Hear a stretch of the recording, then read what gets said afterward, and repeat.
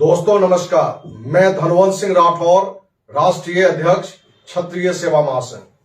दोस्त, आज एक साथी ने एक वीडियो भेजा है जिस वीडियो में पूर्व सांसद आनंद मोहन जी के बारे में एक भ्रष्ट पापी कुकर्मी आईपीएस अमिताभ कुमार दास ने आपत्तिजनक बातें की है। इस भ्रष्ट आईपीएस को यह पता नहीं है कि पूर्व सांसद आनंद मोहन जी निर्दोष होते हुए भी लालू यादव के राजनीतिक द्वेष की भावना से और बाद में नीतीश की राजनीतिक द्वेष की भावना से आज भी सजा वो काट रहे हैं। अमिताभ कुमार दास ने एक चैनल को संबोधित करते हुए कहा है कि एक समय था कि आनंद मोहन एक कुख्यात अपराधी था और आनंद मोहन को आतंक मोहन के नाम से लोग जानते थे। तो हम इस पापी कुकर्मी भ्रष्ट पूर्व आईपीएस अमिताभ कुमार दास को बताना चाहते हैं कि आनंद मोहन जी का आतंक था, लेकिन भ्रष्ट आईपीएस के अंदर आतंक था। व्यभिचारी के अंदर जो भ्रष्ट लोग थे उनके अंदर इनका आतंक था, जो अपराधी थे उनके अंदर आतंक था। आनंद मोहन जी किसी भी निर्दोष के खिलाफ कभी कोई लड़ाई नहीं लड़ी, लेकिन जो निर्दोषों के खिलाफ जो अत्याचार किया है उसके खिलाफ उन्होंने जरूर आवाज उठाया है। किसी महिलाओं के साथ दुर्व्यवहार हुआ है, रेप हुआ है, उसके साथ आनंद मोहन जी ने न्याय के लिए उस अपराधियों के खिलाफ आवाज उठाया है। अमिताभ कुमार दास ये बात भूल गए कि आप एक आईपीएस थे। आपको एक निर्दोष व्यक्ति रहते हुए जिस डीएम हत्याकांड में आनंद मोहन जी 15 साल की सजा काट चुके हैं, बिहार का एक एक व्यक्ति, एक एक बच्चा तक ये जानता है कि इस पूरी घटना में आनंद मोहन जी 100% निर्दोष थे। किसी साथी की हत्या हो जाती है और उस साथी के यहां जाना और आक्रोश में 2 शब्द बोलना, क्या यह अपराध है? हर कोई जान रहा है कि आनंद मोहन जी उस समय जो लालू जी का आतंक था, जिसके खिलाफ में पूरे बिहार से किसी के अंदर में साहस नहीं था कि आवाज उठा सके। एक अपराध का माहौल था, उसके खिलाफ किसी में ताकत नहीं था जो कि आवाज उठा सके। आनंद मोहन जी उसके खिलाफ एक आवाज बने थे पूरे बिहार की जनता के लिए। नहीं तो अमिताभ कुमार दास जैसे कि बहन बेटी का इज्जत भी नहीं सही सलामत रहता। लेकिन अमिताभ कुमार दास ये भूल जाते हैं, सिर्फ राजनीतिक भाव से, किसी के प्रति बदले की भावना से कुछ भी बात लगा जाते हैं।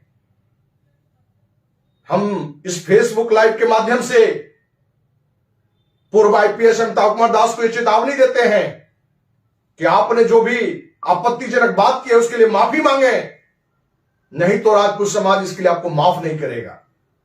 दोस्त, उसने चैनल पर क्या बात रखा है उसको मैं अपने चैनल धनवंत सिंह राठौर पर यह वीडियो भी डालूंगा, जिसमें उसकी भी बात को हम रखेंगे। जो उसने प्रेस कॉन्फ्रेंस में डाला है उसको हूबहू हम डालने का प्रयास करेंगे, जिससे आपको पता चले कि आज भी लोग, एक निर्दोष व्यक्ति जो 15 साल का सजा काट चुका है, लेकिन पता नहीं किस विद्वेष की भावना से, किस भावना से ग्रसित है कि उनके खिलाफ आज भी आपत्तिजनक बात करने का दुस्साहस कर रहा है।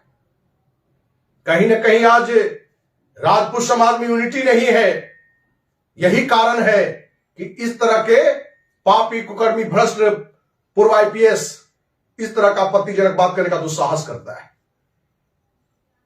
और हम अमिताभ कुमार दास को जल्द से जल्द समाज के ही लोग के द्वारा, यदि ये माफी नहीं मांगता है तो सजा भी मुकर्रर सलाह लेकर हम करेंगे।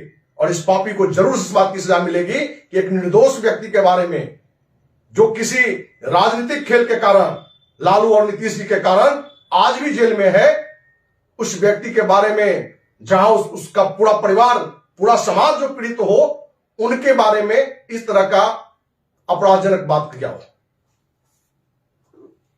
हम उम्मीद करते हैं कि जल्द से जल्द अमिताभ कुमार दास अपनी इस गलती के लिए माफी मांगेंगे, नहीं तो उनको इसकी सजा जरूर मिलेगी। जय हिंद, जय महाराणा प्रताप। है कि आनंद मोहन जो कि एक खूंखार अपराधी है, सजा याफ्ता खूनी है, ऐसा नहीं कि सिर्फ इल्ज़ाम लगा है, सजा याफ्ता है। वो पैरोल पर बाहर निकला तो इस तरह से सुर्खियां बनने लगी अखबारों में या फिर इलेक्ट्रॉनिक मीडिया में, लगा कि नेल्सन मंडेला जेल से बाहर आ गए हों, बहुत लोग स्वागत भी किए। लगा कि नेल्सन मंडेला जेल से रिहा हुए हों, कुछ इस तरह का माहौल बनाया जा रहा था। अब क्या कहिएगा इसको, ऐसे तो दर्शक लोग जानते ही होंगे, फिर भी मैं बताता हूँ। आनंद मोहन एक समय में इतना खूंखार अपराधी माना जाता था बिहार का कि इसको लोग आतंक मोहन कहते थे। आनंद मोहन को लोग आतंक मोहन कहते थे। और मैं याद दिला दूं कि दिसंबर सन 1994 में 94 में आनंद मोहन ने गोपालगंज के उस समय डीएम हुआ करते थे मिस्टर जी कृष्णैया, जो 1984 बैच के आईएएस ऑफिसर थे, आंध्र प्रदेश के रहने वाले थे। उनका नेशनल हाईवे 28 पर, जो मुजफ्फरपुर में पड़ता है, वहाँ पर आनंद मोहन ने खून कर दिया था। लेकिन कहा तो जा रहा था कि वो भीड़ थी और भीड़ की वजह से वह भीड़ ने मतलब उन्हें पीटा था, आनंद मोहन ने नहीं किया था। देखिए, कहा जो भी जाए, मैं बात कर रहा हूँ तथ्य की। इस मुद्दे पर कोई कहा सुनी वाली बात नहीं है। पटना हाई कोर्ट ने आनंद मोहन को इस पूरे केस की सुनवाई के बाद फांसी की सजा सुनाई थी, सजाए मौत। और उसके बाद सुप्रीम कोर्ट ने उसको उम्र कैद में तब्दील कर दिया। तो इसलिए अब ये कहने वाली सुनने वाली बात नहीं है। बाकायदा जो हिंदुस्तान की सबसे ऊंची अदालत है सुप्रीम कोर्ट, उसका फैसला आ चुका है। मैं तो कोई चश्मदीद नहीं हूँ। आनंद और चेतन आनंद तो कहते थे कि उस समय देखिए नीतीश कुमार मुख्यमंत्री थे और वो लोग कह रहे थे कि नीतीश कुमार फंसा रहे हैं उन्हें। अब ये बात नहीं है, मैं नहीं समझता कि नीतीश कुमार की इतनी ज़्यादा औकात हो गई है कि सुप्रीम कोर्ट भी इनके इशारे पर फैसले देने लगेगा। मैं ये मानता हूँ कि इतनी औकात अभी नीतीश कुमार की नहीं हुई है कि सुप्रीम कोर्ट से फैसला दिलवा लें, इसलिए ये बात नहीं सही है। तो ये स्थिति है। और मुझे अभी ये भी याद है कि दिसंबर 1994 में मैंने नया ज्वाइन किया था आईपीएस, और उसमें मैं मसूरी में था, लाल बहादुर शास्त्री एकेडमी में, जहाँ आईएएस और आईपीएस सभी अधिकारियों की शुरुआती ट्रेनिंग होती है। और जब ये खबर वहाँ पहुँची कि ऐसे बिहार में नेशनल हाईवे पर एक आईएएस अधिकारी को मार डाला गया है, तो हम लोग जितने भी बिहार के प्रोफेसर से नहीं डरे नहीं, हम लोग शर्म से गड़ गए कि क्या बिहार में हालात हो गए। कि मसूरी में चर्चा हो रही है, उसमें तो उत्तराखंड नहीं बना था, यूपी का हिस्सा था मसूरी। यदि मसूरी में चर्चा हो रही है बिहार की, तो इस बात को लेकर हो रही है कि एक आईएएस अधिकारी का दिन दहाड़े खून कर दिया गया। और मैं ये भी दर्शकों को बताऊं कि खून क्यों हुआ था। तो मुजफ्फरपुर का एक खूंखार क्रिमिनल था छोटन शुक्ला। छोटन शुक्ला की गैंगवार में हत्या कर दी गई थी और छोटन शुक्ला की शव यात्रा निकल रही थी, फ्यूनरल प्रोसेशन, उसका जनाजा निकल रहा था छोटन शुक्ला का। और उस शव यात्रा का नेतृत्व करने वाले थे आनंद मोहन और भुटकुंड शुक्ला। बाद में भुटकुंड शुक्ला भी गैंगवार में मारा गया, वो एक अलग कहानी है। लेकिन उस समय उस शव यात्रा का नेतृत्व कर रहे थे आनंद मोहन और भुटकुंड शुक्ला। आप देखिए आनंद मोहन को कि ऐसा नहीं कि कोई महापुरुष शहीद हुए थे। छोटन शुक्ला एक खूंखार क्रिमिनल गैंगवार में मारा गया था। आप उसकी शव यात्रा में पहुंच जाते हैं और वहां पहुंचकर आप फिर एक दलित पदाधिकारी की, खैर इसमें जाति कोई बात नहीं है, जो किसी भी जाति का पदाधिकारी हो वो दुर्भाग्यपूर्ण था हत्या, तो उसकी आप हत्या कर देते हैं। इससे ज़्यादा शर्म की बात क्या हो सकती है। उनकी हत्या की क्यों जाती है? देखिए, ये सीधे था कि किसी पर आपको भड़ास निकाल देना है, गुस्सा निकाल देना है। वो जब उस समय लालू राज था बिहार में, सन 94 में लालू यादव मुख्यमंत्री थे, और एक तरह से मतलब बिहार में अगड़ों और पिछड़ों के बीच एक तनाव के हालात थे।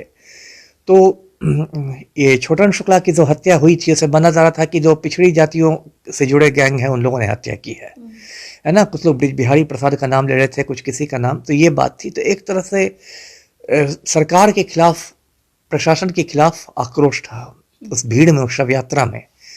जब वो डीएम की कार आई तो उस कार के आगे लिखा हुआ था डीएम गोपालगंज, तो वो समझिए कि सरकार के एक प्रतिनिधि के रूप में वहां आ गए।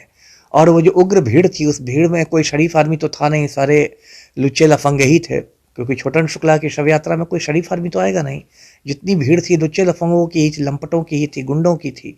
उन लोगों ने एक निर्दोष आदमी को वहाँ पर पहले गोली मार दी और बाद में बहुत बुरी तरह ये ईंटा से कुचल कर मार डाला। उनका पूरा चेहरा जो था वो विकृत हो गया था। तो बहुत विभत्स वो कांड हुआ था और आज भी वो बिहार के, मतलब आप कह सकते हैं बिहार के चेहरे पर एक दाग के रूप में उसको देखा जाना चाहिए।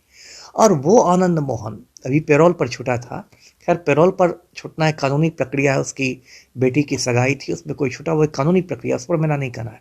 लेकिन जिस तरह से स्वागत हुआ, बताइए ये पलटू राम पहुंच गए उसकी बेटी की शादी में, जो कहते हैं कि हमारा अपराध पर 0 टॉलरेंस है। आप कितने बड़े निर्लज्ज हैं कि आप कहते हैं कि अपराध पर हमारा 0 टॉलरेंस है, और एक सजा याफ्ता खूनी पैरोल पर छूटा है तो आप उसके साथ बैठ के चाय पी रहे हैं और दांत निपोड़ रहे हैं। आप समझ रही हैं ना।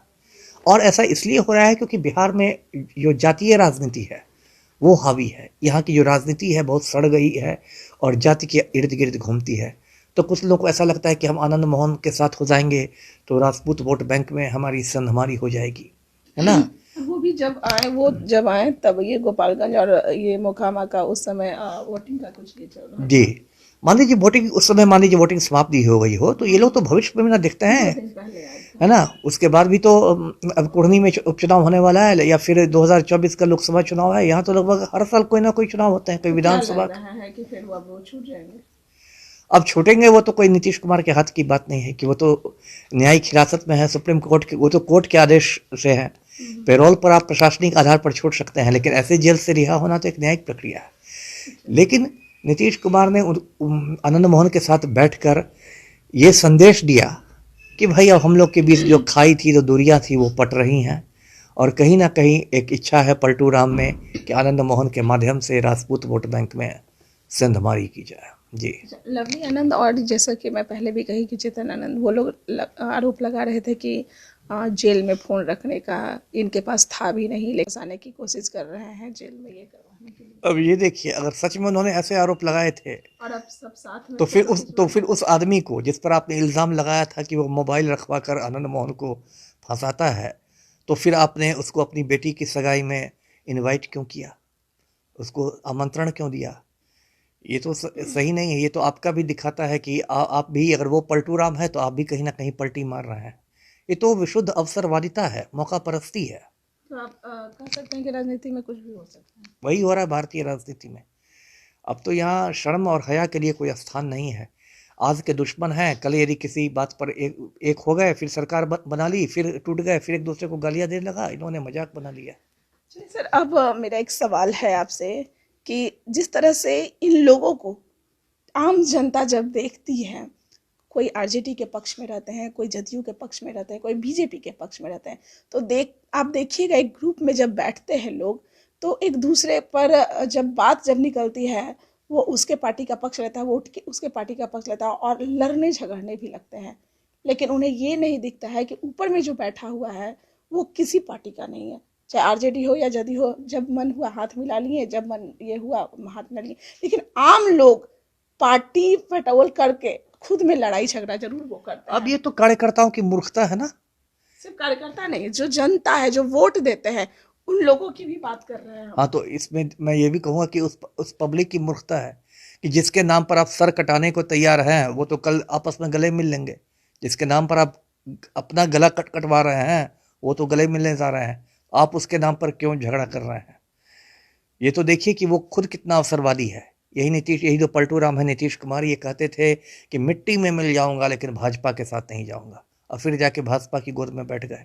अब फिर गोद से छिटक के लालू की गोद में आए, बारी बारी से गोद बदल रहे हैं, और आप पलटू राम के नाम पर सरफुटअव्वल कर रहे हैं, आपस में झगड़े कर रहे हैं। तो इसको तो मैं मूर्खता ही मानूंगा। बहुत बहुत धन्यवाद सर।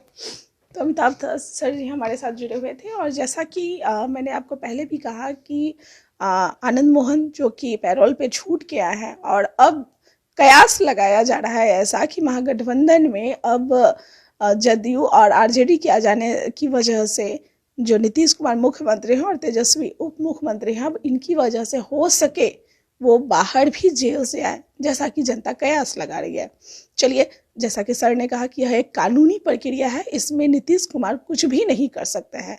अब प्रशासन क्या करती है, कानूनी प्रक्रिया है, उसमें क्या होता है वो तो आने वाला वक्त ही बताएगा। चलिए, फिलहाल के लिए बने रहें आप लाइव बिहार के साथ। धन्यवाद। लाइव बिहार यूट्यूब पर सब्सक्राइब और फेसबुक पर लाइक जरूर करें।